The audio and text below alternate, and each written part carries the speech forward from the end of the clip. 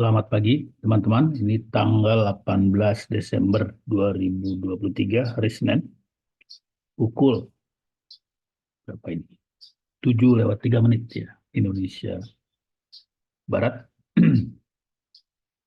Kembali tentang Goto, perkembangan yang sangat menarik dalam 2 minggu terakhir. Ya, kita lihat um, ya,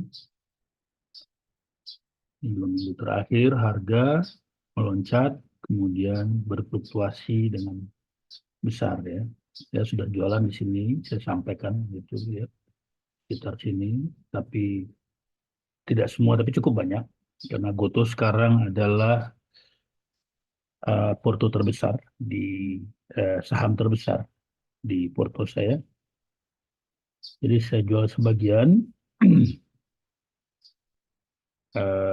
Pertanyaannya sekarang adalah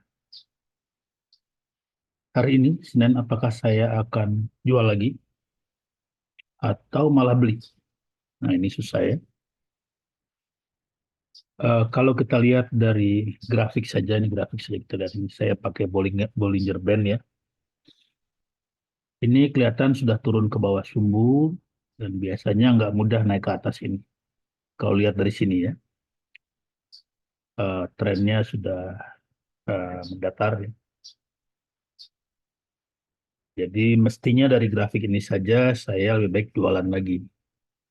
Tapi jualannya, kalaupun saya jualan hari ini, nggak banyak. Lebih sedikit daripada jualan minggu kemarin. Kenapa demikian? Karena saya mau tetap punya simpanan jangka panjang. Ini emang situasi yang susah ya, karena sebetulnya saat ini semua adalah permainan lokal. Kita lihat ya, asing itu ternyata jualan dalam 2 minggu ini.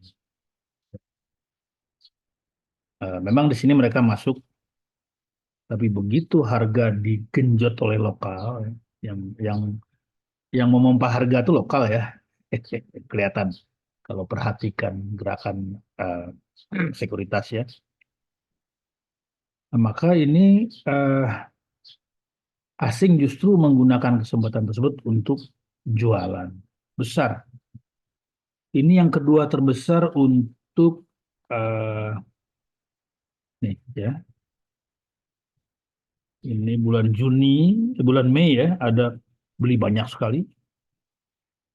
Nah, sekarang baru muncul lagi volume yang agak besar. Di sini nggak ada ya, kecil-kecil saja. Dan itu jualan. Kalau di sini beli, sini jualan. Nah, jadi kenapa asing jualan? Ya mungkin ambil profit ya, karena profitnya kalau dia ambil di sekitar 70-an sudah besar ya, buang terus. Tapi juga belum berbondong-bondong jualan. Jadi artinya asing sudah ada yang ambil profit. Nah, pertanyaannya adalah bagaimana dengan lokal? Apakah mau mompa terus ke atas harga? Nah, ini yang kita tunggu. Jadi eh, itu satu ya. Apakah ada alasan untuk memompa harga? Ada. Yaitu kita lihat keuangan dari Goto itu ada perbaikan. Itu kita lihat EBITDA-nya. EBITDA-nya masih minus ya.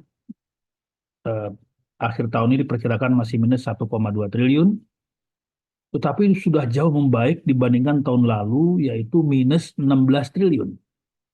Jadi dari minus 16 triliun menjadi minus 1,2 triliun. Tapi tetap masih minus. Apa artinya?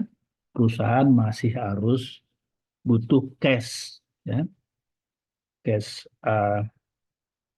1,2 triliun lah untuk nutupin ini. Nah, apakah tahun depan akan berhasil lebih baik lagi sehingga tidak perlu eh, mel- mem- apa namanya, spending cash lagi? Jadi artinya saat ini perusahaan belum mampu membiayai seluruh operasinya secara cash ya. Jadi cashnya masih negatif. Tapi tidak besar, 1,2 triliun. Jadi ini situasi yang membaik, tetapi belum cukup baik. Tapi satu hal lagi yang saya lihat di sini adalah bunga bank naik. Nah, bunga bank naik ini apakah karena apa namanya naiknya utang? Ini kita lihat ya. Eh, Short term-nya, jangka pendeknya itu hampir sama ya, beda sedikit. Jangka panjangnya malah menurun. Nah, ini menarik ya. Jadi ada ini 3,7 triliun, di sini 4,3 triliun. Jadi dibayar nih sebagian hutang jangka panjang.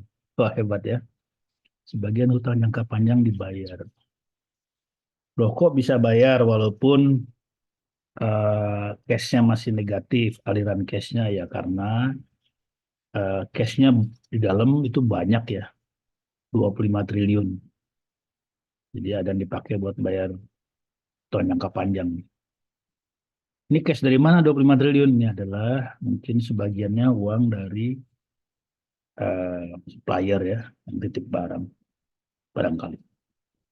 Tapi cash-nya kuat, jumlah cash yang dipegang oleh Bruto kalau kita lihat 25 triliun lebih.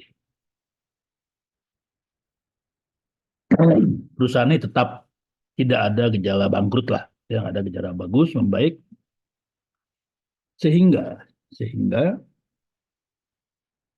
akan ada waktunya harganya tiba-tiba membaik. Inilah persoalannya kenapa saya tidak mau buat jual semuanya sekarang. Saya tetap mau punya paket jangka panjang.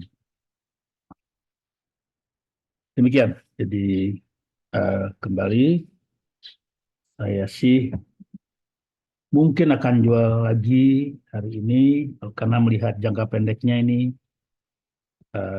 asing belum masuk dan ini dipompa oleh lokal.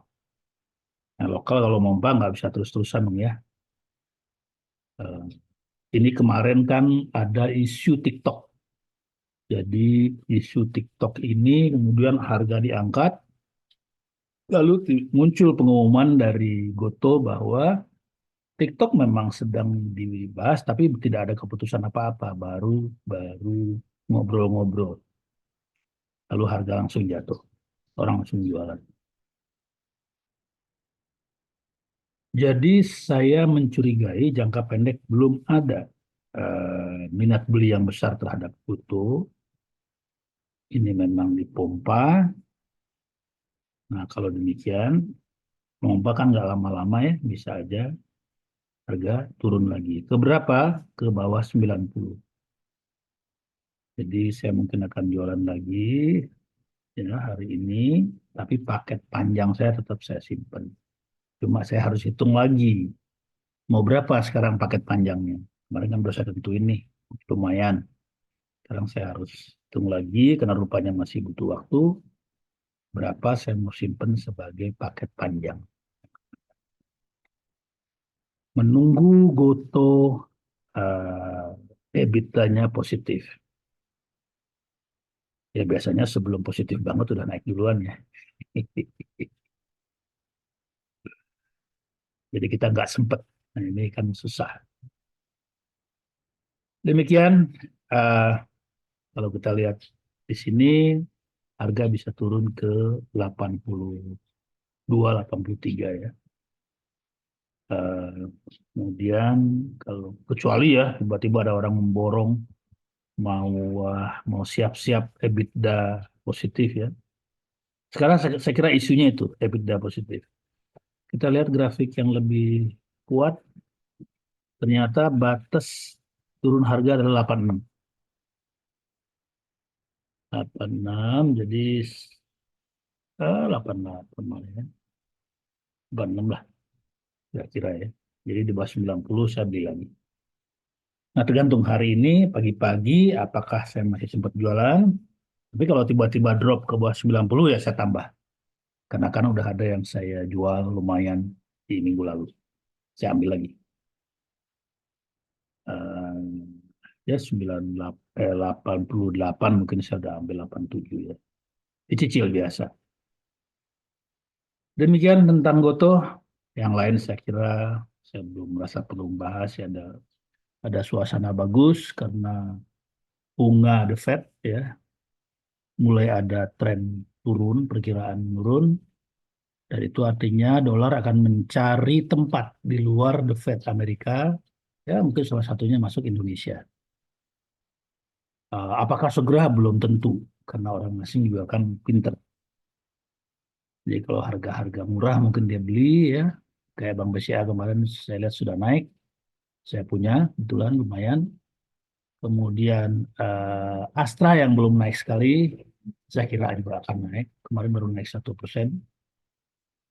Astra itu ya pantasnya di atas 6.000 ya. Jadi saya simpan saja. Astra itu kedua terbesar di anu saya. Astra sama Bank BCA hampir sama lah. Tapi Astra lebih besar sedikit. Saya juga punya Pakuwon Jati. Itu karena udah biasa aja, udah apa namanya, udah ya kebiasaan lah.